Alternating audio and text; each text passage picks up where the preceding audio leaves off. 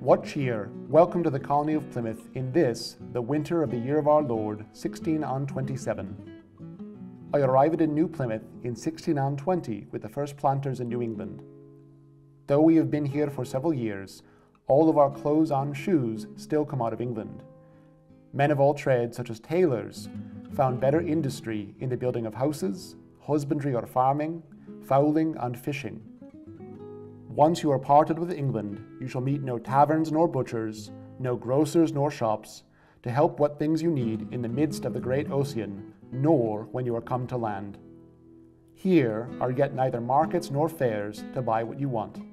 All men are to have their meat, drink, apparel, and all provisions out of the common stock on goods of the colony. I shall show you how I dress for a cold day such as this, so that I might go about my labours sweet, clean, and well attired. Our clothes are no different than those of most any Englishmen in England or this country. There is no apparel particular to one sort of Christian or another. When I rise in the morning, I remember God.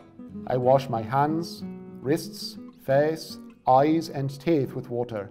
I comb my hair. It being cold, I might flavour the inside of my stockings against the fire.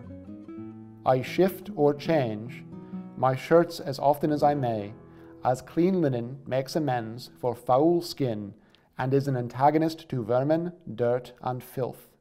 My shirt covers my body from the wrist down to the legs and up to the neck, which shields my clothes from my sweat. One's linens must be washed as much as possible. I choose different clothes for each season, though they are similar in style, which keeps my body covered from the sun, mosquitoes, and chills. In the summertime, more canvas of hemp or flax, in the colder months more wool and leather. It being not the Sabbath, I will not wear my holiday suit made of finer stuff.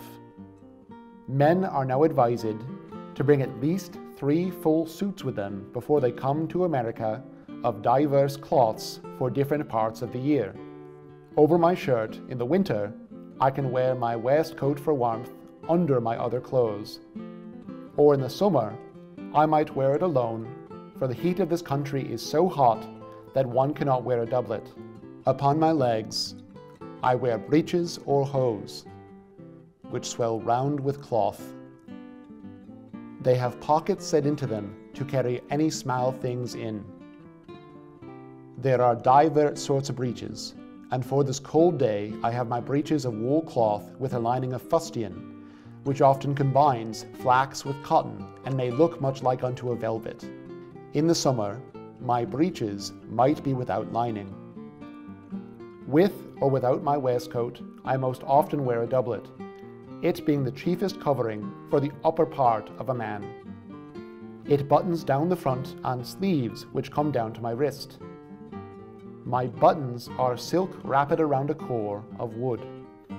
At my shoulders are wings, where the body and sleeves are set together. Around my waist are laps or skirts. Beneath them are points, ties which truss my doublet to my breeches. The waist of my doublet is worn high on my body, and so my breeches must be jointed at the waist to keep them from fouling. My doublet is lined and has a middle layer, which is the clever work of tailors, to smooth the body. Over my doublet, I wear a girdle or belt about my waist. Were I to exercise my arms, that is carry or train with a sword and musket, I might wear a different sort of belt and hanger for the sword.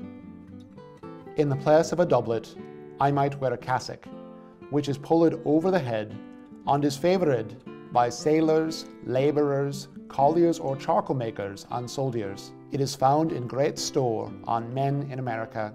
It does not join to my breeches, which be held up on their own. Some cassocks take the place of coats, when worn over a doublet. Around my neck and at my sleeve hands I might wear bands, separate linens which might be starched and pressed, more easily washed apart from the shirt. My stockings are sewn cloth, though I can also wear those of knitted yarn. I tie garters around my knee, under my breeches, to hold up my stockings.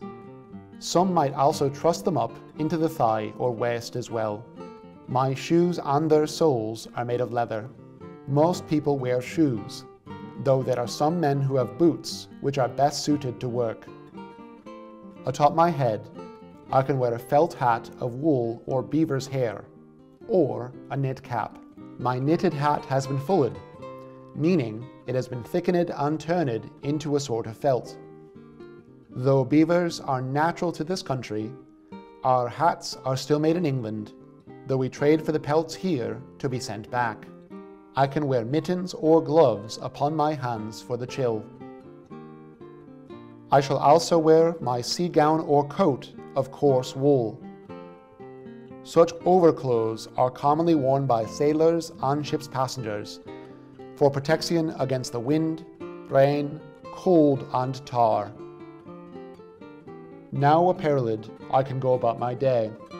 First, to gather wood for our fires, this country being wooded to the brink of the sea. I thank you for joining me on this cold morning. God give you good day.